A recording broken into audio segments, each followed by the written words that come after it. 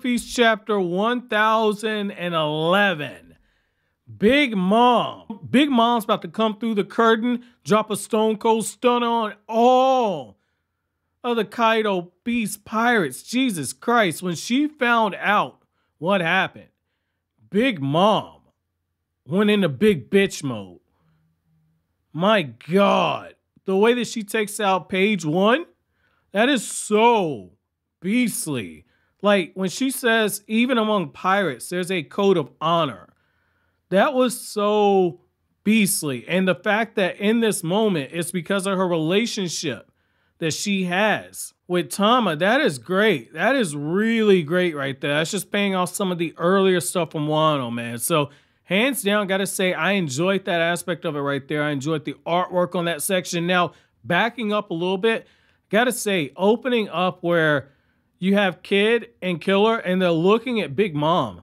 And we see how Big Mom has this new power with Hera, which I like that because that's kind of going back and continuing the whole theme with the Greek mythology. You have Prometheus and Zeus. Now you got Hera. I like that when Big Mom sends that attack, she just sends Kid and Killer just flying through this huge hole. And right there, because of the damage that Kid has taken, Zeus was able to escape. And Law recognized the situation right away. And Law, as he's tending to Zoro, is looking over. He sees that Zeus is about to make his way to Big Mom. And Law just goes into the chamber. Law just activates his chambers. And he tells Luffy, I'll leave everything here to you, because he understands he can't let Zeus get back to Big Mom. So I kind of feel like that's, again, kind of setting up the fact that Zeus and Nami are going to get their reuniting. And what I like here is that you got Kaidou looking over at Luffy, and just the way that he's kind of drawn with that hunched over stance.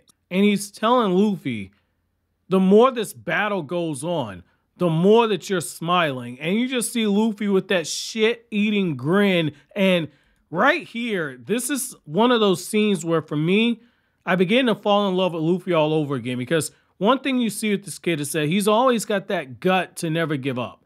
Luffy has always, the deeper the situation gets, the more dire it looks, Luffy finds a way to press forward. The best example I can think of, in my opinion, is the battle with Oars and the battle with Doflamingo. Those are the two that I always tell people, if you want to get an idea for how Luffy reacts to being in a dangerous situation, those two battles right there are, for me, those moments I look to. A close third would be how, with Aokiji, Luffy was willing to lay everything down on the line just to protect his crew, because he knew he was fighting somebody that was bad news. So it's those moments like that that really just make me gravitate towards Luffy a little more. And I like how you get this beautiful shot where Luffy and Kaidou, they begin to clash. Luffy is using that hockey-powered kick, and you just see the explosion just create these shock waves on top of the skull. I thought that that was very beautiful.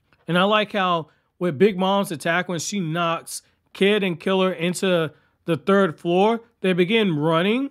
And as they're running through the area, that's when they run into Hawkins. And right here, you see how more of the stuff that was set up earlier on in Wano begins to get paid off. Because now we got Hawkins versus Killer. And I can't wait to see this one take place right here, because right now it's a 92% chance, according to Hawkins, that Killer's going to die. But that means that there's an 8% chance that Killer's actually going to come out on top. So I like seeing that, simply for the fact that we're going to see two members of the worst generation really just begin to mix it up. And what I also like here is that as page 1 is running behind Tama and Nami and Usopp is just showing up like a real G, because Usopp, along with Nami, are continuing to try and fight off page 1. And you have this moment where Tama's like, you know, as long as we can get to the main stage and I get everybody to rally to my support, I don't care what happens to me. And I like how in that moment right there, after Nami and Usopp are just crying, and it's because they're just scared shitless, which I like that. That's a human emotion right there. That's very human out of those two. Just another reminder that even though they're on this crew of these super overpowered beings, they're still, while the weakest, are still pretty strong themselves, but they have very human reactions to these superhuman situations. So I did like seeing that, and I like how after they hear Tama basically saying she doesn't care what's going to happen to her, Usopp and Nami just turn around and say, don't you ever talk like that. And I like that because ever since we got into the new world, the constant theme that we've seen Oda say over and over is this need and desire for the older generation to protect children. So I like seeing that right there. And I like how Nami, I got to check her age because it kind of feels like Oda's writing her like a cake woman to a small extent. And the only reason I say to a small extent, she hasn't shown any type of desire to be in a romantic relationship. Nami's only relationship that she has is basically with money. But Nami is being protective of her age right here because she calls Usopp old. And Usopp's only 19. So it's one of those things where I wonder where Oda's taking this.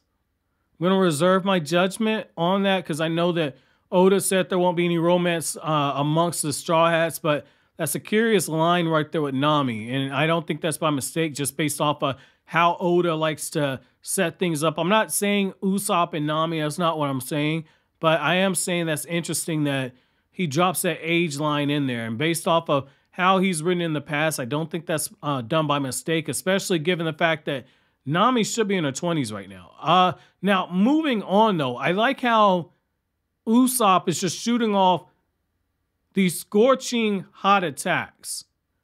And the desperation's just growing, but it's working. And when he shoots the exploding pine cones, you're looking at it and you're like, damn, they might actually pull this off. And I like the contrast in the shading, especially, I'm not saying this is a simp either, but especially when you get the shot of Nami and just that supreme detail where you have the contrast with the hair.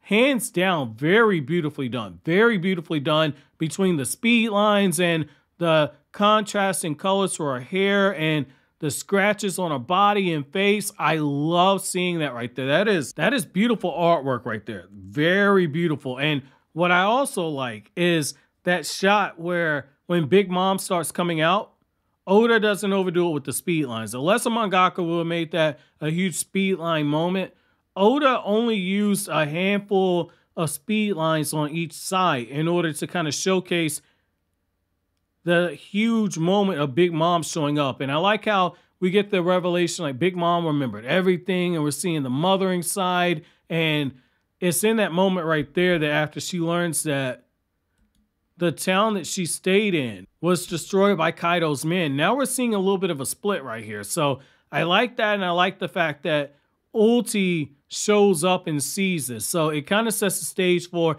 potentially Big Mom versus Ulti. Now, obviously, Ulti's going to lose, but I see what Oda's doing here because this starts the process of kind of clearing out some of the more dangerous characters. So what I want to know from you guys is, how do you guys feel about Big Mom briefly, momentarily, fighting in the interest to take down Kaidou just because of what he's done? Do you agree with her that when it comes to the pirates, that there really is an honor system there to a certain extent?